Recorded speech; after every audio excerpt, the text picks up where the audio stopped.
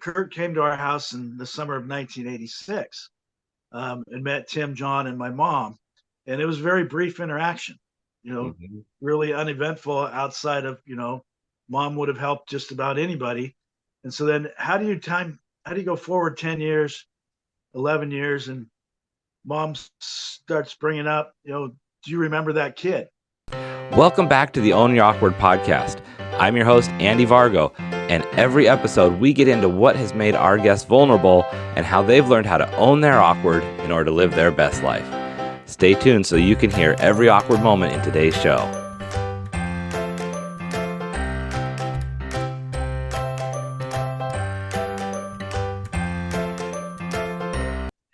Hey everybody, welcome back to another episode of Own Your Awkward. Today's guest is very special. I have my cousin here. He's an author. He's put together an amazing book that's coming out soon. Joe Hulscher. Joe, how are you? I'm great, Andy. It's really good to see you. You too. It's so funny when you shared that you were writing this book. I was like, oh my gosh.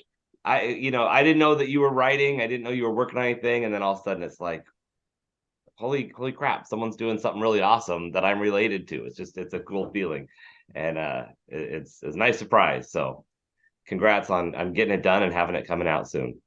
I appreciate that. I know you understand it's a lot of work to put together a book. Definitely. And I don't know if you ran into this, but the time that you think it's going to come out always seems to get pushed back further. Oh yeah, you're right. I thought when I started this is like 3 weeks of really quick writing, and I thought I'd wrote a book. Uh-huh. Right, looking back, that's 2.5 years ago. Right. And that in hindsight is just free writing, Mm-hmm. where you just got to get it on paper, and then the editing process itself is something different. And then Right. you get into book layout and you realize there's more to be written, Mm-hmm. and you write some more. In fact, even though this is being published, I just submitted another revision. After talking with Brother Terry and Pops over the weekend. Oh, well, we Uh-huh. can say this, or maybe we should change that. And Okay. everybody has an opinion. So at some point, you just got to ink it and go. Right. Yeah, it is hard because there's that line between trying to make things the best that they can and not letting that desire to continually improve everything hold you back from moving forward and actually just putting it out there. Right. Right. That's the big leap. Yeah, something I struggle with, but in every aspect. It's like I had a project I was working on last week to get some leads out there and had this flyer I was working on. I was like, I can't wait to send it out to make every little revision on every little word that I think about. When I've already put plenty of thought into it, it's like it's got to go, and I can update it later, and the next one can be different or better or whatever. But Yep. can't let that Never, perfection hold you back. never ending. Never ending. Definitely. Well, we're gonna hear about your book in a minute, and a sneak peek, everybody. It involves Kurt Cobain, so we're gonna hear about that in a minute, and you're gonna want to hear about this book because it's pretty awesome. But before that, I got a couple questions for you, and I like to start out finding out what the most positive thing you see in the world is right now. Yeah. Well, it's easy to put the marker in time of the pandemic. We all got shut down, and we're now back to where we can get out and be engaged with people. Entertainment and acts and people in the stands and getting back to living from that perspective. That's a big one. We're a couple years behind it now, and that's probably the most exciting thing for me is to Mhm. to get back and being around people and putting yourself out there.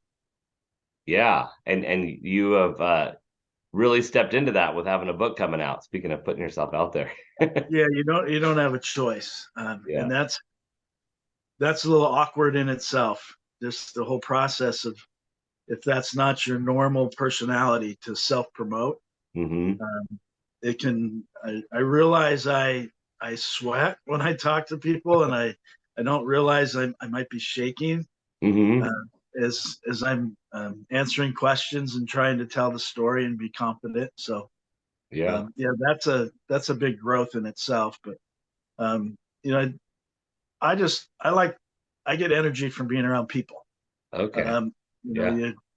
you know, you whether you're an empath or an intuitive, but like when somebody else is achieving success or the team's winning, you sense and feel it, and you jump right in with them, and woohoo! Right. Like watching the World Cup, I may not be engaged with a particular team, but if somebody makes an extremely good play and the team wins, or the same with the Little League World Series, watching those 12-year-olds that, you can guarantee it when it's loser out, when one team wins, they're going to jump up and down and throw their hats. And you look over at the other side, and some poor little kid's going to be crying because his dream is Yeah. over. And that gives me a lot of energy. hmm Yeah, that's a good perspective too, because especially when you think about it at the little league level, because we think about excuse me, adults in sports, and you have the winning team and they're excited, and it's harder. It's not as intuitive to have as much sympathy for an adult who loses a game. But when you look at a kid who, like, everything was online for them, this might be the first big loss, and it's very public. It's a whole different level. Yep. Yeah. Wow, Yeah. that's a good perspective. So, Joe, I'd like to put everybody on the spot here and find out about your awkward, and especially, being family. It's kind of fun to know, like, what's my cousin's awkward thing I've never known about. So what is your Yeah. awkward you've had to own? Well, let's go back to the early days. So, um, like you went to a Catholic school, private school, and we had large families. So there wasn't. You were probably the hand-me-down champion in your family. The Yep. clothes got to you after they'd been worn by three brothers, or two brothers, and so um, I was the second of the six, but I had poor vision, and so I had to wear glasses.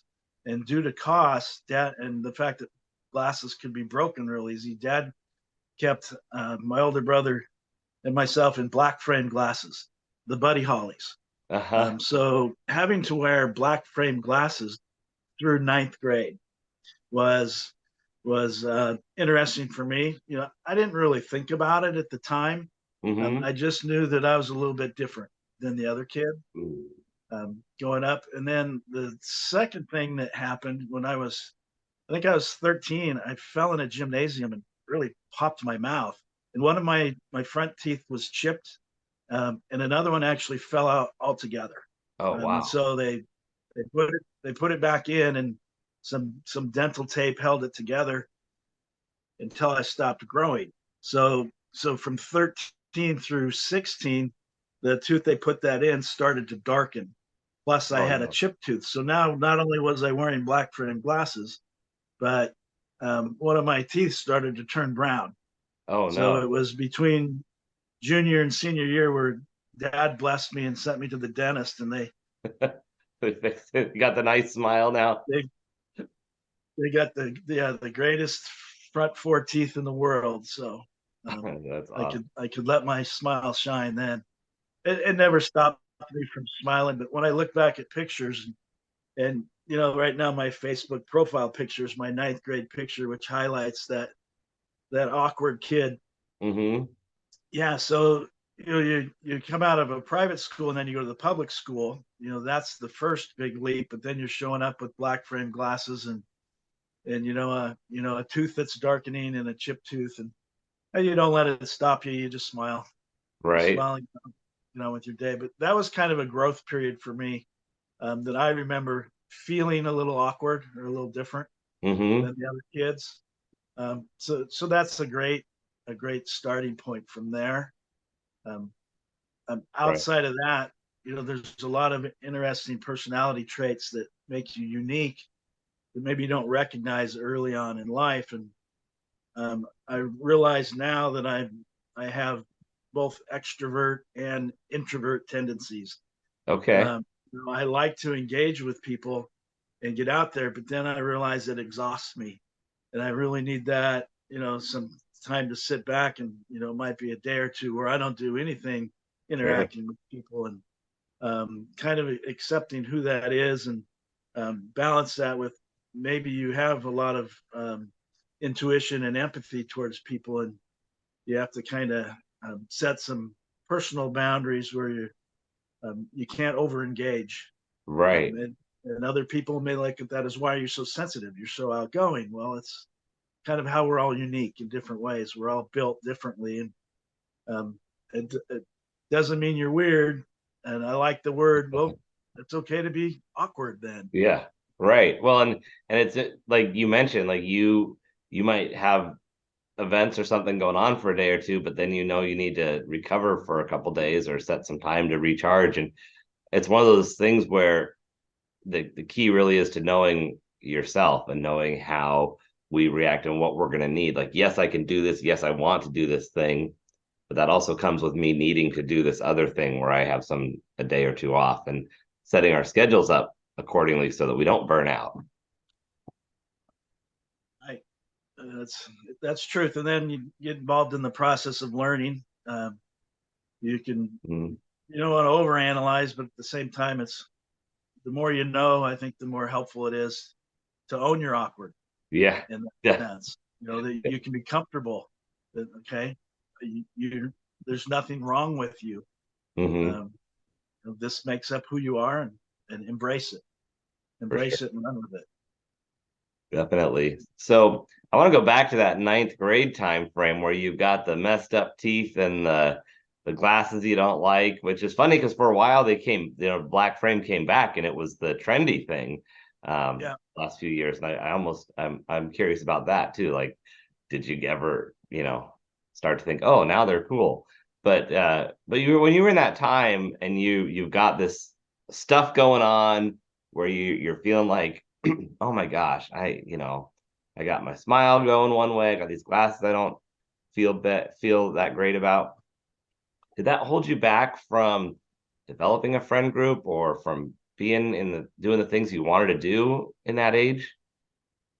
You probably found this out yourself, that you probably went to school the first 8 years with the same peer group. So going into public school, you still had that peer group. Right. There were people you could talk to, but I've decided that I was going to play basketball. That was, what I was going to do. So once I got to about November and basketball practice started, I made the team and was a pretty good player. I then made friends with one of the managers on the team, my buddy Chuck. Promo placement, Gibson's Custom Meats in Lacey, Washington. Look up Gibby. Yeah, that buddy.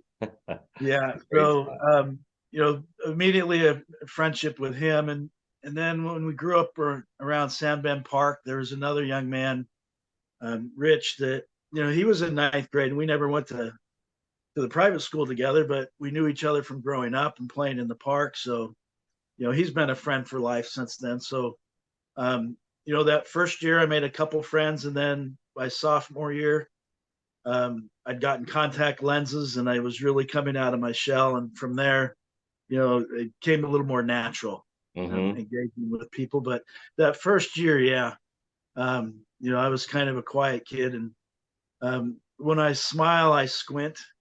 And so there were some rumors about, I wonder what that kid does during break. But no, my eyes weren't squinting because of other reasons. It's just they close when I smile. Yeah, I think that's a family trait because Must be. Yeah. Yeah.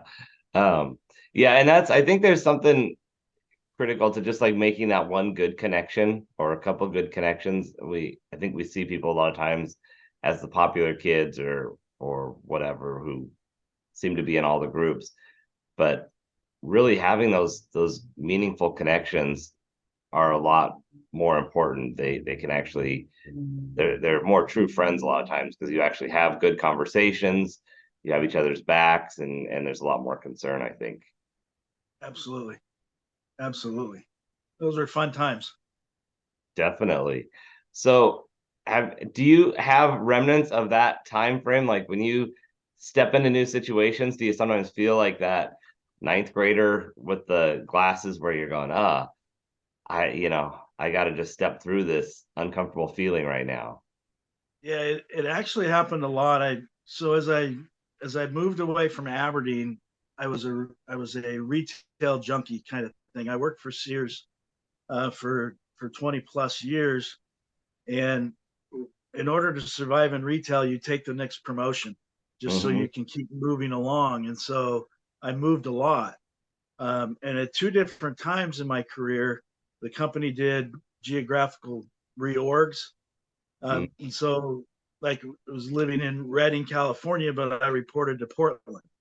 Oh. For some reason, Redding was part of the Portland group. Well, they changed it, and now you're in Sacramento. Well, Mm. my entire career was based out of the Northwest. So I get moved to a new region where I don't know one person. Wow. And you show up at your first meeting, and there's 100 people there, and it's a social 2 hour social hour the night before the meeting starts. So you walk into a room with 100 people and you don't know one person. Wow. Yeah. Um, so you go to the counter and you get yourself a beverage and you stand next to the bartender. And as people come up, you know, there's somebody to talk to, and eventually you meet people and you mingle and you come like a fish swimming with all the other fish. Hmm. And you kind of fall in line, and eventually, you get through one meeting, and now you know the people that are, maybe there's 15 that are part of your closer group out of this 100. And next thing a year later, you now have a network from an entire region that you didn't have before. So now you actually have twice the amount of people you can call when you have a question or you need some help. Or Yeah. um, so Yeah. um, So I that I can really remember what it felt like walking in that room and I, not knowing anybody. I love that you share that because there's a couple things there that are so critical. One is that by design, you could strategically be in a place to start to meet some people and to make some connections. And we forget that sometimes. We think, I'm going to go to this event, I'm going to sit at a table, and no one's walking up to me and saying hi. And it's not because they don't like you, they don't even know you. They're just saying hi to their buddies and the people they know. And it's we don't always have the courage. I know I don't. I'm extroverted, but I'm pretty shy when I go into new situations. So I don't walk up and just make myself comfortable going, hey everybody, what's going on? So I love this Yeah, strategy of standing next to the bartender. yeah, and then at the same time, you can identify other people that maybe aren't talking to other people or maybe Sure. feel out of place, and oh, my kind of person. Let's go say hello. Yeah, you can form that alliance of are you new here too? Because I'm new here and I feel like you Yeah, might be new or yeah. absolutely. There's definitely something about shared experiences that brings people together. Yeah, so that repeated itself multiple times because then I left Sears and went to Best Buy, and now you're starting all over again with nobody you know. Right. Not one person, and within 2-3 years, you've built yourself up another network of people that you know, and now you wonder why you have so many friends on LinkedIn, and it's because, well, you've worked with so many people, and you've created long-term business relationships. Oops, bumped my Yeah, camera there. It wasn't quite. it's all good. Yeah, and like you said, as you meet people from those different areas, you now have added to your network, you've added to the support that you have. And like you said, some of them become lifelong supporters or friends who you now expanded your circle. Yes, yeah, Yeah. quite a bit of that. One thing that I really want to point out too that you said was how you get to know people and at first you have that 10 or 15 that and then pretty soon it's a few more, and by the end of a year you have this whole double the size of your network from the previous district you were in. Because I think we get so impatient and not getting uh, immediate reward that we tend to feel like, oh, if I don't step in and feel comfortable and part of the group on day one, then I must be the outsider. And yet all of those other relationships took a lot of time to develop, and we have to meet people the first time, and then the next time we see them, that's where we build on the start of that relationship. And over time, that's where you have that true relationship, that real support that you then can actually lean into and say, wait, I feel like I'm part of this now. Yep, yeah, building out the team, being part of the team. Absolutely. Yeah. Now I'm curious how that felt like when you had that happen at Sears and all of a sudden you're the one guy in a new district and then you change to a different company and you're in a similar situation. How was it the second time? Were you able to say, you know what, I've done this before? Or was it like, oh gosh, here we go again? Well, going to Best Buy was extremely difficult because the culture was 100% different. Oh, God. Um, Sears really had a lot of long-term employees that have come up through the ranks and were very supportive. Mm-hmm. When I went to Best Buy, and I want to bash the company, but at the time, it was what I would call high testosterone driven, Okay. male dominated, where Sears had a really strong mix of diversity Mm-hmm. in the management pool, and Best Buy seemed to reward a type A um, Oh, gotcha. dominant driven manager. They wanted the enthusiastic hard charger, and if you had a different management style, it depended on who your manager was. One manager would call it out as a strength that you're not afraid to call out the white elephant in the room. Mm. You have a different way of doing it, and then the next manager says, "Well, your style is disruptive because you Oh, bring up things that aren't needed." yeah. Go from Interesting. one side to the other, and then that would be the challenge. So, Yeah. uh, but but in the end, you know, there are people that I met at excuse me, Best Buy that are still a strong part of my network. Mm-hmm. Uh, there's good people in every organization. Yeah, and I think that's the thing to remember is whatever situation we're in, we have to find the connections, the people where we have the similar mindset to get through it. I had a Right. job a few years back where 2 weeks in, there was another guy who'd been hired 2 weeks after me, and we didn't talk much. And about 3 weeks after working together, it was, how did you end up here? And do you see how messed up this is as much as I do? And then we were finally like, we just bonded from then on, and we're still good friends. And we worked there about the same length of time before we ended up moving on. But it was like, wow.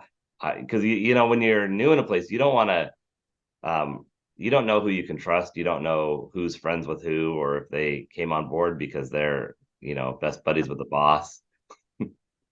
Right. Yeah. You have to be very careful sometimes to not step on a landmine, Yeah. say the wrong But thing to the wrong person.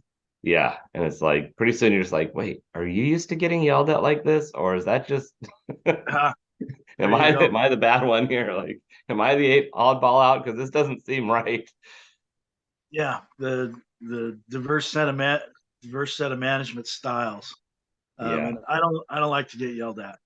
yeah, me That's either. And you know, back then I didn't stand up for myself. I'm in a much different place now, but now I don't think I would have lasted, past the first conversation like that, where I'm like, no, we're not gonna do this.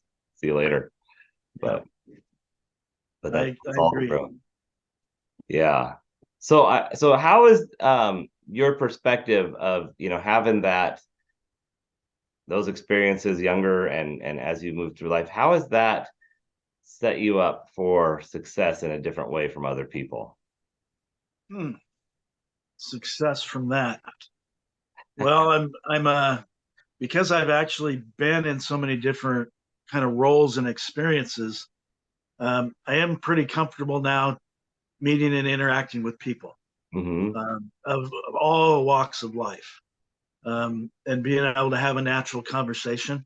More Yeah. so in the one-on-one. When you have a chance to meet somebody and have a real conversation. Right. Um, that's probably helped me more than anything else. Mm-hmm. Having been around that, and also being exposed to so many different management styles Right. and different people. It prepares you to get through different situations. My life's so much different now. You reach a point in corporate management, you kind of can burn out, and so now I manage an apartment complex, and my interactions are so much different. Yeah. Uh, I'm not standing up and engaging an entire room and giving presentations, or having to face critical discussions from managers. One Hmm. of the frustrating thing, not to get off topic, was to have an annual review and then have the Right. managers sit down and have to find things to talk about. Right. And I could have went 10 years without having a review and been just as happy and just Hmm. as productive, because in reality, a manager should be giving you on the spot feedback, Right. throughout the year. You shouldn't need a review to be the one time of the year where, okay, now we're going to talk about that one day where, you know, this happened. And so we're going to give you or a forced rating scale. So Right. anyway, not to Yeah. get off topic. I'm just more glad I don't have to deal with that now. Yeah, and it puts the manager in a bad spot as well, because the manager then has to, come back and think about, okay, well, what are all the things that we need to discuss that, like you said, should have already been discussed. And there, I had a manager one time during my review. She said, well, there should never be a surprise on your review. If there's surprises or things that weren't already talked about, then your manager isn't doing a good job. And I always remember her saying that and thinking, I wish that other previous people thought that same way, because that's not how my other reviews have been. It's been like, oh, been meaning to talk to you about this, or we really need to do this. I'm like, well, I could have fixed that 3 months ago if I knew that, or I could have changed direction anytime if you would have said, hey, we'd rather you do it this way. Right. So, Yep. So yeah. Wow. Well, let's talk about this book. You've got quite a career in retail and in management and corporate, but you have stepped out to a new thing. And if you're listening, Joe's holding up the cover of his book. It's KCGB, The Boy from the Porch, and it's My Dying Mom and Kurt Cobain, a memoir. So tell us about how you decided to go down this route and what the book's all about, and just tell us all the good stuff. you bet. You bet. So, the reality is that somewhere in the mid 2000s, between 2002 and 2007, there's these conversations happening in the family room when we're all home, and we only see each other a couple times a year. And it started talking about, well, did you guys know that mom met Kurt Cobain? And it's like, no way, you're full of it. Never Uh, happened. And so, I immediately became interested, like I think you would or anybody would. Well, right. what do we know? And one brother, John, was an open book. He liked to talk about it. And brother Tim, who had the most information, really didn't bring it up a lot, didn't talk Mm. about it too much. So about 2007, I just started taking a lot of notes. I don't know if you keep a journal or whatnot. At the time, it was my golf journal, but I started writing other stories in it, Nice. and started to kind of create. Well, here's what we know. And about 2011, I lucked out and caught Tim when he was home before he had to fly off to Arizona, so he was trapped. He Hmm. was trapped in the living room for a couple hours, so I was able to really get his side of the story. Um, and from there, I had an outline in my head. Okay. I love biographies to begin with, and then I watch a lot of movies. So in my mind, I kind of had this The Sixth Sense with Bruce Willis. At the end of the movie, you find out, well, he was dead.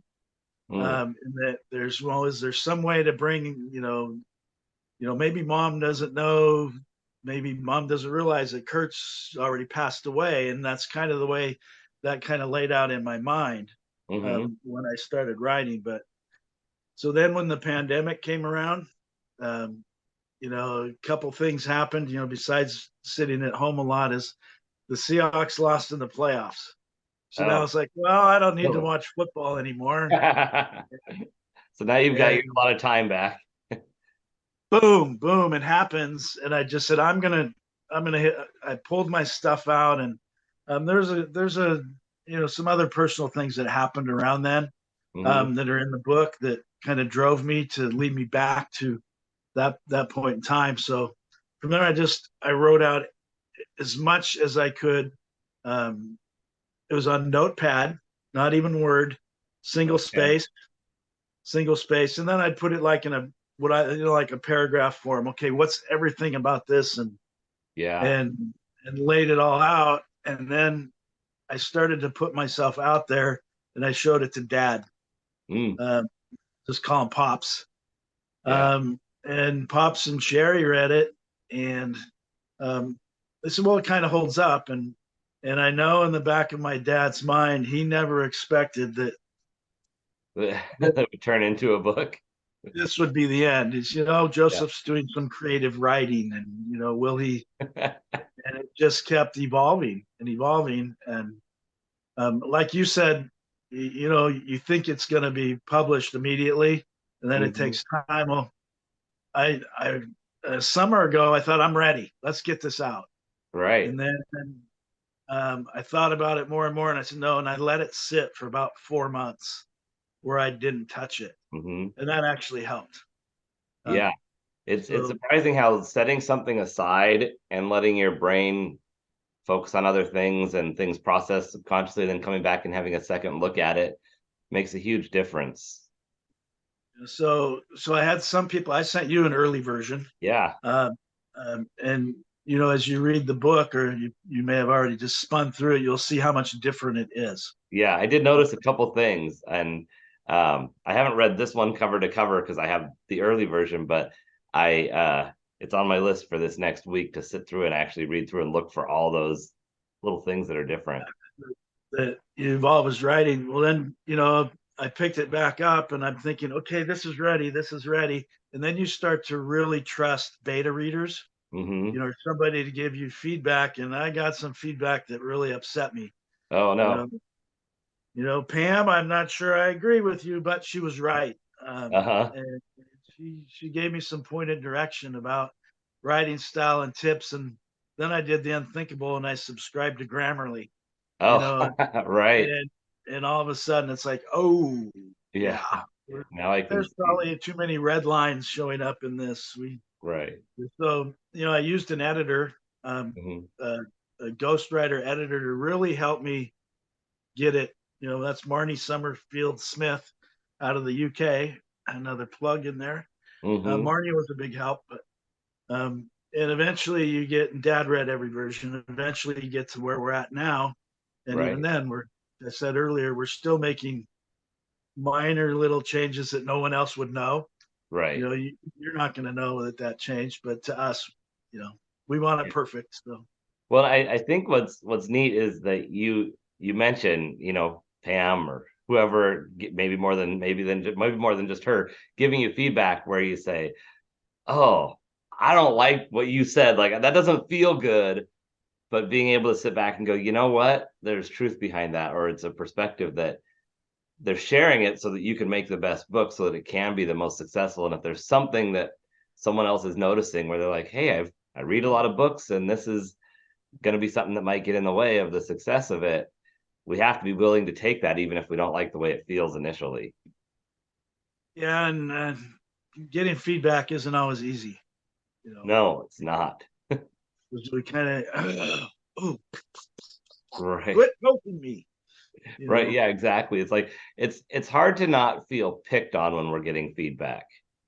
Oh, especially if you were the youngest, you know what that's like. Yeah. Yep. Exactly. And maybe that's why the youngest tend to be so ornery and poking everybody else and pestering, because it's kind of, maybe it's a defense mechanism. That's a Yeah, whole that's a whole show right there. yeah. So the other part of the book is, you remember Aunt Joe, um, Hmm. back then, but you it's been, I don't know, 25 years, whatever it's been now, but Mom was only 61, and the closer you get to that age, you realize how young she was. Yeah. And so, you know, losing a parent at any age is not easy, and it's not fun. Right. Um, and so I carried a, a lot of that.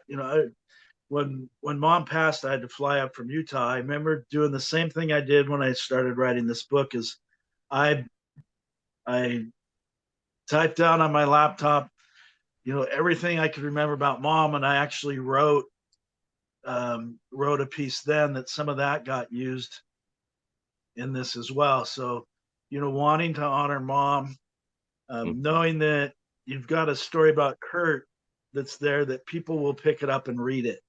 So Right. how do you blend those two together? Um, and Kurt always advocated for the feminine, um, or the underserved community. Mm-hmm. He made sure that he was a champion, and that so overcoming the intimidation of using Kurt and the fear, but Right. knowing that he would support and want recognition for mom in this instance. So in that respect, I was able to blend what I was learning about Kurt and how it fit in with mom Mm-hmm. from there. And I mentioned this before we started uh, getting on the show here, but it really, for me, it was this twofold adventure. One was hearing more about your mom specifically, and even history in the family that a lot of stuff. Being the youngest, I didn't remember a lot of events, or they happened before I was alive, which I always hate when my siblings are like, "Oh, that was before Andy was born." I'm like, "Of course it was," but but there was a lot of stuff that was really rich part of personal history that was neat to see and learn about, and more about people's personality traits. It's a little sneak behind the curtain that you don't always see at Thanksgiving, or the few times a year that we could get together. But then also the whole history of Kurt and the early days in Aberdeen, and how that was woven into it, because it's not just that, hey, mom didn't know he was dead already. There was real history there. And I think, related or not, you're gonna love the story. Yeah, yeah. So there's Kurt exaggerated life in Aberdeen growing up to kind of create a legend that he had to come out of this dark dungeon of a town, and Mm-hmm. so it's kind of changing some of the myths about growing up and realizing that you and I had a support network in our families. We had mom and dads, and we didn't have to go through a divorced family where that really changed Kurt's life at Yeah. that point in time. And well, so our family just kept trugging along, and then he had to deal with some different challenges that none of us had to. Mm-hmm. Um, and, and how yet at the same time there are similarities. So I'm really pleased with how the story works out in the end, how it tells mom's story of what she experienced, but then you still follow kind of a path from her early days of meeting dad and us growing up, and ending up to when she passes away, and then evolving into, well, how did we get to where we wrote this book? Um, Right. well, well, I'm the author, and my name's on there. This is Dad. Dad's in there. His story. Tim, my brother Tim, sharing everything he could. John sharing what he could remember. My Mm-hmm. brothers and sister remembering other stories. And then I started reaching out to anybody who knew anything and asking them questions. Mm. And then that led to filling more gaps. Or what my friend Chip told me is, think about where you're at, is that you have a tree that's sprouted with no leaves yet. And then you get main branches, and then those branches start to branch off into other things. And then pretty soon you've got leaves, and you've got this full tree. And Right. I never understood that analogy at first. Mm-hmm. But as I got to the end, and even still now, is this story about mom buying Starbucks stock. And now Terry says, "Oh, I remember more about that." Oh. Nowadays, you go online, and within two keystrokes, you've bought stock. Mm-hmm. Well, what did you do in the 90s? Well, you went down to Piper Jaffray and you found a broker. They advised you whether it was a smart decision or not, and then you gave them your money, and then they gave you a stock certificate. Yeah. It was just a totally different world. So, Yeah.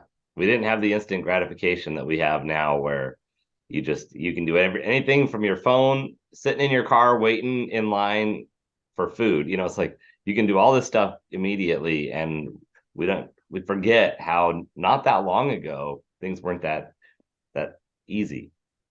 yep. So it's been fun process, and I really hope the world appreciates it as much as you and I do.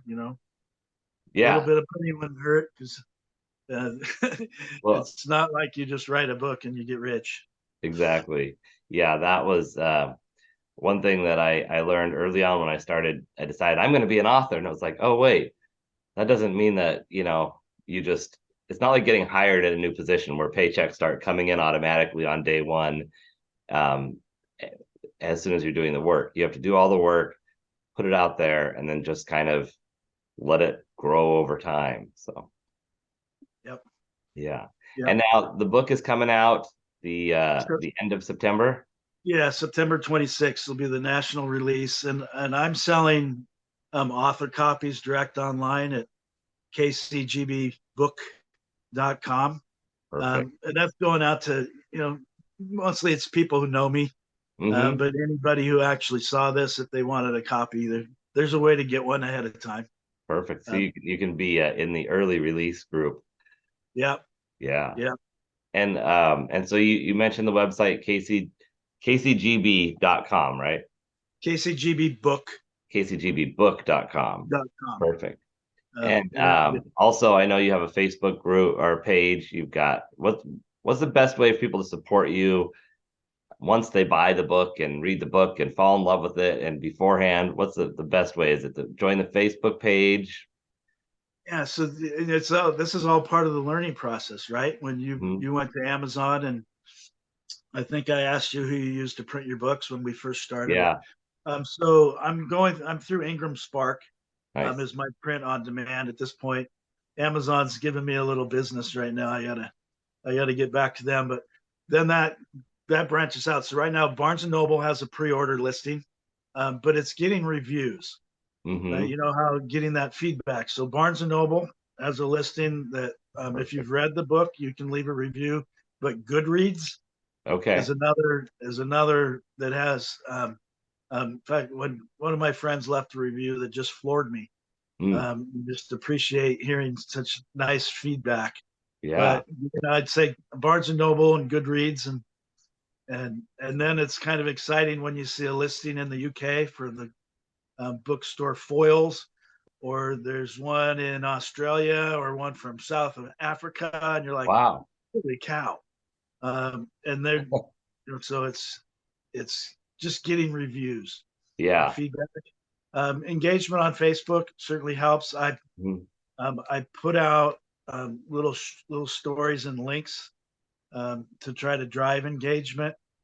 Um, I had a class reunion this last weekend that I was able to get copies out to a lot of classmates that gave great feedback, nice. um, and then hanging out in Aberdeen. Yeah. Yeah. And in case y'all don't know about Kurt Cobain, Aberdeen was the place where he spent his youth. Yeah, And that's yeah, where he you grew up. Yeah, he would have been. He went back to Aberdeen High School where I went. It would have been my senior year, so he went 3 years at Aberdeen. My perfect. class there would have been one, and I honestly can't remember meeting him Mm, at any point in time, which really actually fits with the story. mm-hmm. Because Kurt came to our house in the summer of 1986 and met Tim, John, and my mom, and it was a very brief interaction.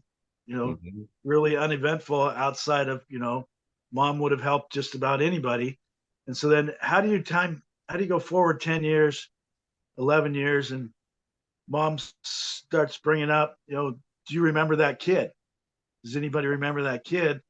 And nobody remembered. Well, then 5 years after mom died, the two brothers start to remember, hey, mom was talking about somebody, and I think that was Kurt. Mm, So they didn't remember him either. They had no idea they had ever met Kurt. So wow. I Yeah. think that's a very compelling part of the story is that, then when you go back, there's a little baseball piece in there, and come to find out, Tim and Terry and myself played twice in 1970, whatever year that was. I'm losing my memory. We played against him twice in Yeah. 1978, actually. Wow. Well, and what's one of the things that I thought was beautiful about this story was the way it was woven together from these conversations of well, I talked to mom about this, but someone else talked to her separately, and until later where people are in the same room and that topic comes up, it's like, oh wait, you know more about that. And when you start filling the things in, you did a beautiful job of actually unfolding those conversations so that it kind of brought us along for that journey of like, oh, that, because that's how things happen in families or in friend groups, where it's like, oh, but wait, I know this other piece, or I saw this other side of it, and all of a sudden you get the full picture. Yeah, that's it, at the end in the back matter. I kind of talk about, that's the way the universe works. If you put a question out there, somehow the answer starts to come back to you. Some of Right. that's part of the self-fulfilling prophecy that you tell yourself you want something, and pretty soon your mind starts finding ways to make it happen. Right. But I had a lot of people come forward and offer information that I would never have expected, or it led me down a road to get the answer. Mm-hmm. And then just something simple as sitting at the house as I'm 2 years into this project and having a conversation with Sherry, Dad's wife, and she says, "Oh, by the way, I went to school with Kurt's mom and dad." Oh, wow. Oh, tell One me more more. connection. You Yeah. know, and then all of Wow. a sudden, you learn something else. Mm-hmm. That's kind of the way it all came together. This is an accomplishment of everybody who's been in my life and helped me. So I my love it. name's on the cover, but it's everybody who has given feedback and helped. Mm-hmm. I love it. Well, the book is KCGB, The Boy from the Porch, My Dying Mom, and Kurt Cobain, a memoir. Make sure you guys grab your copy. Like we said, you can go to kcgbbook.com to get an author copy now, but very shortly here. It's going to be out all over the world. I can't wait to see this take off, Joe. It's going to be amazing. Oh, I hope so too. Well, before we go, I got to ask you one little challenge for our users. How would you challenge them to own their awkward this week? Uh, Look in the mirror, believe in yourself, believe in what you see. Um, don't let somebody else's opinion of you hold you back. Um, you have to you have to be a 4-year-old kid that's willing to break dance at a wedding reception in front of your entire family, if that's what you feel like doing. Um, Right. that's what my little cousin Andy would do when there's big family get-togethers. Um, you, you believe it more than anything. Believe in yourself and put yourself out there. My crazy affirmation through the years. I probably stole it from Deepak Chopra. Should I pronounce his name right? But all eternal and lasting change begins on the inside. Mm. It's in here, Mm-hmm. and then it works its way out. So if you change the way you think, you can change the way you act. Yeah. Um, is something like that. The past is history. The future is a mystery. Mm-hmm. This moment is a gift. That's why they call it the present. Something as corny as that is stay in the moment and believe in yourself. Yeah. Don't fill your mental thought process with garbage, and don't let anybody put their garbage in what you think of yourself. Hmm. Um, Believe in yourself and continue to grow. I love it. And it's such a good point that even things that sound corny or that it's like, oh, it seems cliche to say this, but there's a reason why they're as popular or said as often as they are, because there's truth behind it. Yeah, Yeah. truth. But that's the biggest thing is just believe in yourself. Right.